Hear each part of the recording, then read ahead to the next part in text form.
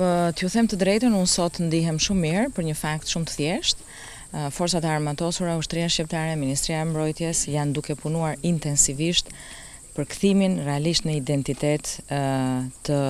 një strukture, të një pjese e cila i takonte qytetarëve të Vorrës, u dëmtua për shkak të keqpërdorimit të pushtetit atyre viteve dhe sot pjesë po mundohemi t'ja rikthejmë qytetarëve të Vorrës për t'u përdorur për qëllimet e tyre, për rritjen e cilësisë jetës tyre, për ta kthyer këtë pjesë të tokës nga një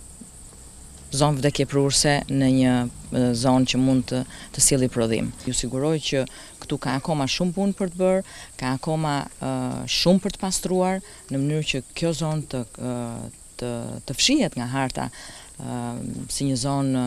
e rrezikshme për jetën e gjithsekujt prej nesh, edhe të ne që jetojmë larg në Tiranë dhe jo vetëm këtu, dhe të rikthehet ashtu siç edhe e meriton në një zonë, në një tokë pjellore për ata që jetojnë këtu. Por njëkohësisht ne japim edhe mesazhin që kjo është një gjë që nuk duhet ndodhë më.